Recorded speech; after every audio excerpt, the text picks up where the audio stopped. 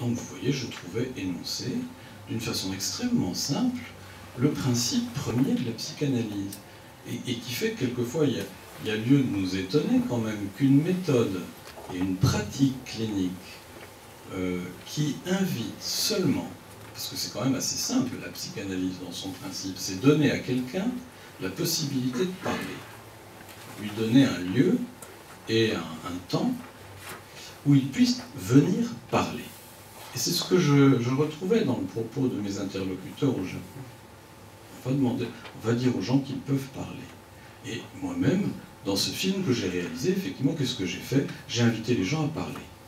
Et ils ont parlé, et du coup, je me suis dit que finalement, ça pouvait faire quelque chose de tout à fait instructif pour nous et intéressant pour nous. Mais alors, la question que je vous proposerai très simplement ce soir, à la suite de ce qu'ont dit mes collègues, et pour ne pas être non plus trop long et permettre un débat ou une discussion s'il y a lieu à la suite,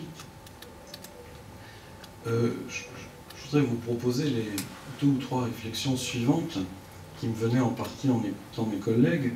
C'est que ce DSM, qu'est-ce qui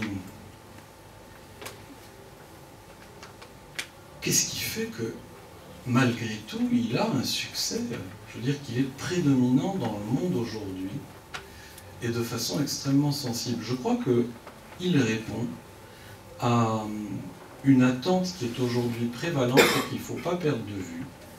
C'est qu'il y a une angoisse, il y a une désorientation assez généralisée, non seulement des praticiens, mais des gens, des sujets justement aujourd'hui dans le monde, dans cette mondialisation qui est vécue et qui correspond à des réalités singulières dans les différents pays, mais il y a je dirais une angoisse croissante, l'angoisse me paraît être le mot, qui fait que nous recherchons, quand je dis nous, c'est chacun d'entre nous aussi bien, hein, nous recherchons de façon plus ou moins consciente des réponses formatées à des questions qui sont extrêmement tourmentantes. Et le problème, c'est que plus les questions nous tourmentent et sont difficiles, autrement dit, plus nous avons affaire à un réel qui nous échappe complètement et qui nous angoisse d'autant plus qu'il nous échappe, plus nous sommes portés à chercher un formatage impitoyable des réponses que nous pouvons apporter à ce réel. Et je crois qu'il y a là une des raisons pour lesquelles le DSM rencontre un succès considérable. Par exemple, chez les jeunes, parce que je reviens alors du coup au formatage que j'évoquais tout à l'heure, quand vous essayez de faire cadrer le réel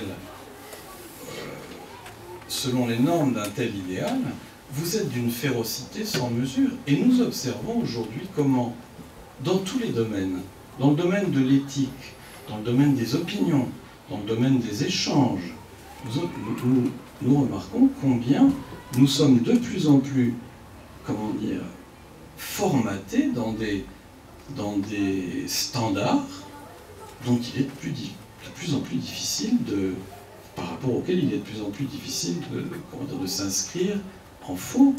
Nous constatons de plus en plus que les réponses que nous sommes en mesure de donner se réduisent de plus en plus à des espèces de normes très très simples.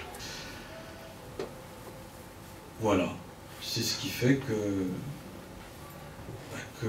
la psychanalyse peut aujourd'hui à la fois apparaître comme quelque chose de très simple, hein, on donne la parole à quelqu'un, et en même temps faire violence à beaucoup de gens parce que c'est pas une réponse adaptée de donner la parole à quelqu'un. C'est jamais une réponse adaptée.